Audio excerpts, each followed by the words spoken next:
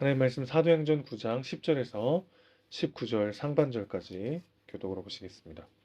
그때 다메섹에 아나니아라 하는 제자가 있더니 주께서 환상 중에 불러 이르시되 아나니아야 하시거늘 대답하되 주여 내가 여기 있나이다 하니 주께서 이르시되 일어나 집가라 하는 거리로 가서 유다의 집에서 다소 사람 사울이라는 사람을 찾으라. 그가 기도하는 중이니라. 그가 아나니아라 하는 사람이 들어와서 자기에게 안수하여 다시 보게 하는 것을 보았느니라 하시거늘 아나니아가 대답하되 주여 이 사람에 대하여 내가 여러 사람에게 듣사온즉 그가 예루살렘에서 주의 성도에게 적지 않은 해를 끼쳤다 하더니 여기서도 주의 이름을 부르는 모든 사람을 결박할 권한을 대제사장들에게서 받았나이다 하거늘 주께서 이르시되 가라 이 사람은 내 이름을 이방인과 임금들과 이스라엘 자손들에게 전하기 위하여 택한 나의 그릇이라 그가 내 이름을 위하여 얼마나 고난을 받아야 할 것을 내가 그에게 보이리라 하시니 아나니아가 떠나 그 집에 들어가서 그에게 안수하여 이르되 형제 사울아 주 곧 내가 오는 길에서 나타나셨던 예수께서 나를 보내어 너로 다시 보게 하시고 성령으로 충만하게 하신다 하니 즉시 사울의 눈에서 비늘 같은 것이 벗겨져 다시 보게 된지라 일어나 세례를 받고 음식을 먹음에 강건하여 지니라. 아멘.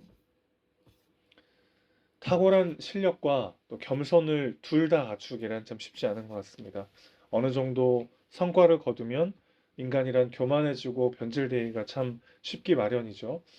사울이 했던 수많은 기적들과 또 그를 통해 맺어진 여러 사역적 열매들을 한번 생각해 보십시오. 그가 교만하지 않고 끝까지 초심을 지켰다는 것이 얼마나 대단한가 새삼 생각하게 됩니다.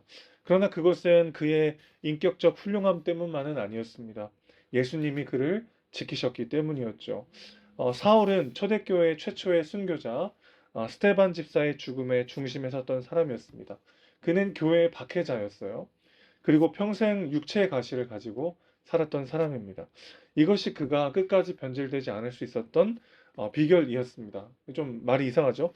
조금 교만할라 치면 나는 교회의 박해자였다. 이런 나를 사용해 준 하나님의 은혜가 그저 놀랍고 감사할 따름이다. 이렇게 생각할 수 있었을 것입니다. 또 수많은 병자들을 치유해 주었지만 정작 자신은 고치지 못하는 것을 보면서 내 힘이 아니라 하나님의 능력이구나 또 기억할 수 있었던 것이죠. 그래서 하나님께서 그에게 말씀하셨잖아요. 너의 약함이 곧 강함이 될 것이다. 하나님은 그의 상처를 사명되게 하시고 그의 실패를 능력되게 하셨습니다. 하나님의 눈으로 나를 바라보면 나의 약함마저도 강함되게 하시는 하나님의 놀라운 은혜를 맛보게 되는 것이죠. 그러니 나 자신의 연약함에 너무 절망하지 마십시오. 그것은 겸손이 아니라 오히려 교만일 수 있습니다. 나라는 존재를 내 기준과 내 관점으로 해석하려는 일종의 불신앙인 것이죠. 자신의 부족함이 아니라 하나님이 나를 어디로 이끄시는가에 집중해야 할 줄로 믿습니다. 하나님의 눈으로 나를 바라보고 신실하게 그분의 인도하심 앞에 순종하는 우리 모두가 되시기를 주님의 이름으로 축원합니다. 그렇게 하나님의 눈으로 나를 바라볼 줄 아는 사람들은요, 비로소 바로 그 시선으로 옆 사람을 바라볼 수 있게 되는 것이죠. 오늘 아나니아라고 하는 사람이 등장합니다. 하나님을 신실하게 섬기던 제자였어요. 그런데 어느 날 하나님께서 너무나도 황당한 명령을 그에게 내리십니다. 초대교회 성도들이 뿔뿔이 흩어지게 되는데 결정적인 책임이 있는 사울에게로 가라는 것이었어요. 그 유명한 교회의 박해자에게 가서 그에게 안수를 하라는 겁니다. 이에 대한 아나니아의 반응은 조금 조심스럽지만 상당히 부정적인 걸 보게 됩니다. 13절에서 14절 말씀 다시 한번 읽어볼게요. 아나니아가 대답하되 주여 이 사람에 대하여 내가 여러 사람에게 듣사온즉 그가 예루살렘에서 주의 성도에게 적지 않은 해를 끼쳤다 하더니 여기서도 주의 이름을 부르는 모든 사람을 결박할 권한을 대제사장들에게서 받았나이다 하거늘 13절에 보면 이 사람이라는 표현에서 사울을 향한 아나니아의 부정적 감정이 느껴지죠. 사실 그럴 수밖에 없습니다. 사울은 초대교회 성도들에게 가장 유명한 박해자였어요. 그가 대제사장에게 예수님의 제자들을 결박할 권한을 받았다라는 소문도 이미 다 퍼진 상태였습니다. 그러니 사울에게로 가라고 하는 하나님의 말씀에 아나니아는 사울에 대한 편견과 두려움으로 반응할 수밖에 없었던 것이죠. 그런데 사울에 대한 하나님의 평가는 전혀 달랐습니다. 15절에서 16절을 보면은 하나님은 사울을 이방 세계로 보내기 위한 택한 그릇이다라고 말씀하고 계십니다. 그러자 아나니아는 하나님의 말씀에 순종하죠. 그리고 17절에 보면 사울을 만나자마자 그는 형제 사울이라고 부릅니다. 13절에 이 사람이었던 그가 나랑 상관없는 그 사람이었던 사울이 바로 형제 사울이 된 거죠. 이게 어떻게 가능했을까요? 사울이 언제부터 형제였습니까? 진짜 형제라고 할 수 있는 스데반의 죽음의 중심에 섰던 원수지 그가 어떻게 형제일 수 있겠어요?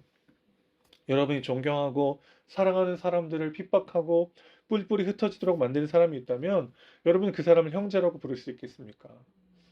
그러나 이 또한 아나니아의 인격적 훌륭함은 아니죠. 나 역시 사랑받을 자격 없지만 은혜로 용납받고 하나님의 부르심을 입어 여기 있다라는 것을 기억할 때 비로소 옆 사람에 대한 하나님의 마음을 우리는 느낄 수 있게 되는 것이죠. 나 역시도 죽을 수밖에 없는 죄인이었지만 오직 주의 사랑으로 하나님의 자녀가 되었음을 기억할 때 우리는 비로소 하나님의 시선으로 옆 사람을 바라볼 수 있게 되는 것이죠. 그러니까 옆 사람을 사랑해야 되는 이유가 무엇입니까? 그 사람이 사랑받을 가치가 있어서가 아니라 우리가 하나님의 사랑에 빚진 자들이기 때문에 그렇죠. 그리스도의 사랑으로 나를 그리고 옆 사람을 바라봐야 합니다. 그분의 시선으로, 그분의 눈으로 나 자신을 바라볼 때 내 욕심과 자기중심성을 내려놓을 수 있죠. 그래서 오늘도 우리는 주님이 필요합니다. 그래서 사랑이 잘 안 될 때 기억하셔야 합니다. 그리스도의 은혜가 필요 없을 만큼 온전한 의인은 없죠. 우리도 그분의 은혜로 말미암아 그분의 사랑의 부르심으로 말미암아 여기 있을 수 있습니다. 또 한 가지는요. 그리스도의 은혜를 받을 수 없을 만큼 심각한 죄인은 없다는 것입니다. 사랑받을 자격 없는 나를 하나님이 사랑하시고 부르셔서 내가 오늘 이 자리에 있을 수 있듯이 하나님은 그 사람도 사랑하십니다. 하나님은 그 사람도 사용하십니다. 하나님의 시선으로 나 자신을 그리고 옆 사람을 바라봐야 합니다. 내 생각, 내 전제, 내 욕심으로 나를 바라보고 옆 사람을 바라보면 우리는 늘 상처받으며 살 수밖에 없어요.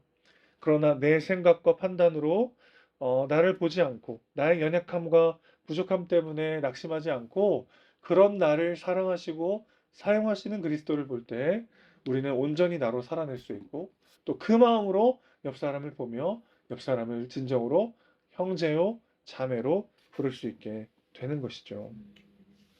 끊임없이 나 자신에게 집중하는 마음을 내려놓고 오늘도 그리스도를 보며 그분 안에 너무나도 존귀한 하나님의 사람으로 여김받고 빚어져가고 완성되어질 우리의 모습을 믿음으로 바라보시기를 주님의 이름으로 축원합니다. 그리고 그와 같이요.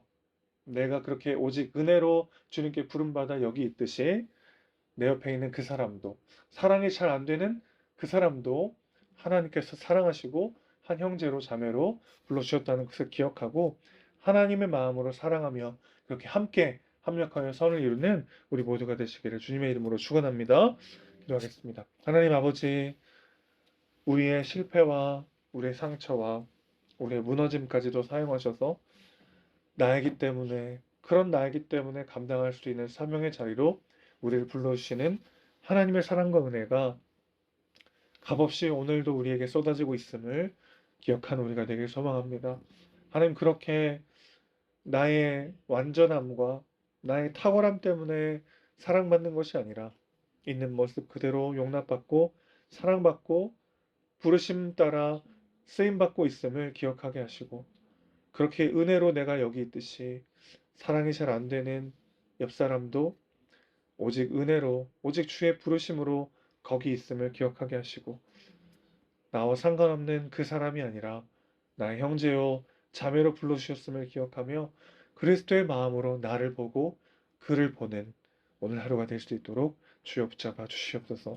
그리하여 우리의 연약함에도 불구하고 우리를 사용하시는 하나님을 신뢰하며 담대히 함께 이 길을 걸어가는 우리 모두가 될 수 있도록 하나님 우리의 몸과 마음을 주관하여 주시옵소서. 우리 사랑이시고 주인이신 예수님의 이름으로 기도합니다. 아멘.